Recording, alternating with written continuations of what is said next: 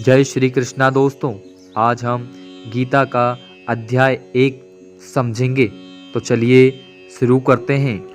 धृतराष्ट्र ने कहा, है संजय, धर्म भूमि और कर्म भूमि में युद्ध की इच्छा से एकत्र हुए मेरे पुत्रों और पांडु के पुत्रों ने क्या किया?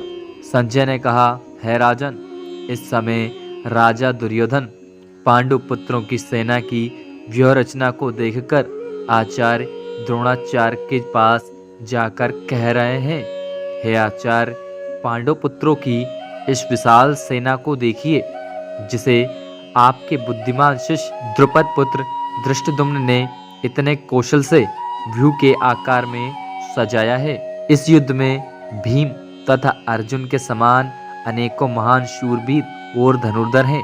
युयुधान, विराट और द्रुपद जैसे भी महान योद्धा हैं। धृष्टकेतु, चेकितान तथा काशीराज जैसे महान शक्तिशाली और पुरुजित, कुंतीभोज तथा शैब्य जैसे मनुष्यों में श्रेष्ठ योद्धा भी हैं। युधामन्यु जैसे महान पराक्रमी तथा उत्तमौजा जैसे अत्यंत शक्तिशाली, सुभद्रा का पुत्र अभिमन्यु और द्रौपदी के पुत्रों सहित ये सभी महान योद्धा हैं। हे ब्राह्मण श्रेष्ठ, हमारी तरफ के भी उन विशेष शक्तिशाली योद्धाओं को भी जान लीजिए और आपकी जानकारी के लिए मेरी सेना के उन योद्धाओं के बारे में बतलाता हूँ। मेरी सेना में स्वयं आप, द्रोणाचार्य, पितामह भीष्म, कर्ण, कृपाचार्य, अश्वत्थामा, विकर्ण और सोमदत्त का पुत्र भूरिश्रवा जैसे महान योद्धा हैं, जो सदैव युद्ध में विजय रहे हैं। ऐसे अनेक शूरवीर भी हैं जो मेरे लिए अपने जीवन का बलिदान देने के लिए अनेक प्रकार के अस्त्र शस्त्रों से सुसज्जित हैं और यह सभी युद्ध विधा में निपुण हैं। इस प्रकार भीष्म पितामह द्वारा अच्छी प्रकार से संरक्षित हमारी सेना की शक्ति असीमित है, किंतु भीम द्वारा अच्छी प्रकार से संरक्षित होकर भी पांडवों की सेना की शक्ति सीमित है। अतः सभी मोर्चों पर अपनी अपनी जगह स्थित रहकर आप सभी निश्चित रूप से भीष्म पितामह की सभी ओर से सहायता करें। इसके बाद योद्धाओं द्वारा शंख की ध्वनि सुनाई देती है। तब कुरुवंश के वयोवृद्ध परम प्रतापी पितामह भीष्म ने दुर्योधन के हृदय में हर्ष उत्पन्न करते हुए सिंह गर्जना के समान उच्च स्वर से शंख बजाया। तत्पश्चात अनेक शंख, नगाड़े, ढोल, मृदंग और सींग आदि बाजे अचानक एक साथ बज उठे।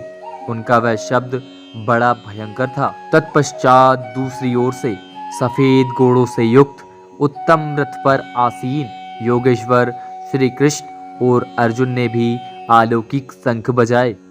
हृदय के सर्वस्व ज्ञाता श्री कृष्ण ने पांचजन्य नामक, अर्जुन ने देवदत्त नामक और भयानक कर्म वाले भीमसेन ने पौंड्रक नामक महाशंख बजाया। इसके बाद संजय कहते हैं, हे राजन, कुंती पुत्र राजा युधिष्ठिर ने अनंत विजय नामक और नकुल तथा सहदेव ने सुघोष और मणिपुष्पक नामक शंख बजाए। श्रेष्ठ धनुष वाले काशीराज और महारथी शिखंडी एवं धृष्टद्युम्न तथा राजा विराट और कभी न हारने वाला सात्विकी राजा द्रुपद एवं द्रौपदी के पांचों पुत्र और बड़ी भुजा वाले सुभद्रा पुत्र अभिमन्यु आदि ने भी अलग अलग शंख बजाए। उस भयंकर ध्वनि ने आकाश और पृथ्वी को गुंजायमान करते हुए धृतराष्ट्र के पुत्रों के हृदय में शोक उत्पन्न कर दिया। हे राजन, इसके बाद हनुमान से अंकित पताका वाले रथ पर आसीन पांडु पुत्र अर्जुन ने धनुष उठाकर तीर चलाने की तैयारी के समय धृतराष्ट्र के पुत्रों को देखकर हृदय के सर्वस्व ज्ञाता श्री कृष्ण से प्रार्थना करते हुए कहा, हे अच्युत, कृपा करके मेरे रथ को दोनों सेनाओं के बीच में खड़ा करें, जिससे मैं युद्ध भूमि में उपस्थित युद्ध की इच्छा रखने वालों को देख सकूं कि इस युद्ध में मुझे किन किन से एक साथ युद्ध करना है। मैं उनको भी देख सकूं जो यह राजा लोग यहाँ पर धृतराष्ट्र के दुर्बुद्धि पुत्र दुर्योधन के हित की इच्छा से युद्ध करने के लिए एकत्रित हुए हैं। फिर संजय ने कहा, हे भरतवंशी, अर्जुन द्वारा इस प्रकार कहे जाने पर हृदय के पूर्ण ज्ञाता श्री कृष्ण ने दोनों सेनाओं के बीच में उस उत्तम रथ को खड़ा कर दिया। इस प्रकार भीष्म पितामह, आचार्य द्रोण तथा संसार के सभी राजाओं के सामने कहा कि हे पार्थ, युद्ध के लिए एकत्रित हुए इन सभी कुरुवंश के सदस्यों को देख। वहां प्रतापपुत्र अर्जुन ने अपने ताऊओं, चाचाओं, दादा परदादाओं को, गुरुओं को, मामाओं को, भाइयों को, पुत्रों को, पौत्रों को और मित्रों को देखा। कुंती पुत्र अर्जुन ने ससुरों और शुभ चिंतकों सहित दोनों तरफ की सेनाओं में अपने ही सभी संबंधियों को देखा। तब करुणा से अभिभूत होकर शोक करते हुए अर्जुन ने कहा, हे कृष्ण, युद्ध की इच्छा वाले इन सभी मित्रों तथा संबंधियों को उपस्थित देखकर मेरे शरीर के सभी अंग कांप रहे हैं और मुख सूखा जा रहा है और मेरे शरीर में कंपन से रोमांच उत्पन्न हो रहा है। मेरे हाथ से गांडीव धनुष छूट रहा है और त्वचा भी जल रही है। मेरा मन भ्रमित सा हो रहा है, इसलिए मैं खड़ा भी नहीं रह पा रहा हूँ।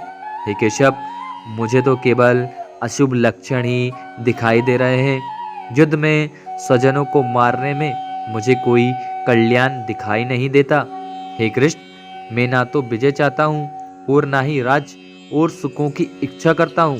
हे गोविंद, हमें इसे राज्य, सुख अथवा इस जीवन से भी क्या लाभ होगा जिनके साथ हमें राज्य आदि सुखों को भोगने की इच्छा है, जब वह ही अपने जीवन के सभी सुखों को त्याग करके इस युद्ध भूमि में खड़े हैं। गुरुजन, परिवारीजन, पुत्रगण, पितामह, मामा, ससुर, पौत्रगण, साले और सभी संबंधी भी मेरे सामने खड़े हैं। हे मधुसूदन, मैं इन सभी को मारना नहीं चाहता हूँ, भले ही यह सभी मुझे ही मार डालें। तीनों लोगों के राज्य के लिए भी मैं इन सभी को मारना नहीं चाहता, फिर पृथ्वी के लिए तो कहना ही क्या है। हे जनार्दन, धृतराष्ट्र के पुत्रों को मारकर हमें कौन सी प्रसन्नता मिलेगी, बल्कि इन आताताइयों को मारकर तो हमें पाप ही लगेगा। हे माधव, अतः मुझे धृतराष्ट्र के पुत्रों को, उनके मित्रों को और संबंधियों सहित मारना उचित नहीं लगता, क्योंकि अपने ही कुटुंबियों को मारकर हम कैसे सुखी हो सकते हैं। यद्यपि लोभ के कारण इन भ्रमित चित्त वालों को कुल के नाश से उत्पन्न होने वाले दोष दिखाई नहीं देते और मित्रों से विरोध करने में कोई पाप दिखाई नहीं देता। हे जनार्दन, हम लोग तो कुल के नाश से उत्पन्न दोष को समझने वाले हैं, क्यों ना हमें इस पाप से बचने के लिए विचार करना चाहिए। कुल के नाश से सनातन कुल धर्म नष्ट हो जाते हैं तथा धर्म का नाश हो जाने पर संपूर्ण कुल में अधर्म फैल जाता है। हे कृष्ण, अधर्म अधिक बढ़ जाने से कुल की स्त्रियां दूषित हो जाती हैं। स्त्रियों के दूषित हो जाने पर अवांछित संतानें उत्पन्न होती हैं। अवांछित संतानों की वृद्धि से निश्चय ही कुल में नारकी जीवन उत्पन्न होता है।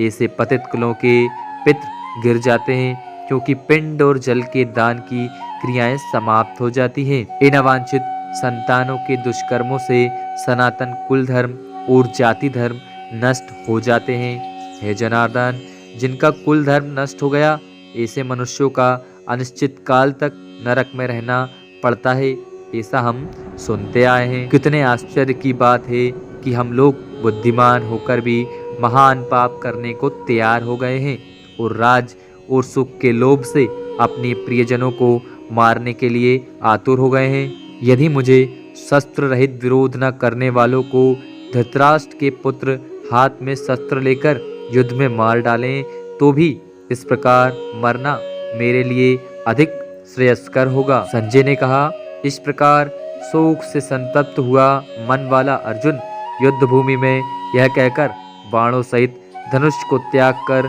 रथ के पिछले भाग में बैठ जाता है। इस प्रकार गीता का अध्याय 1 समाप्त होता है।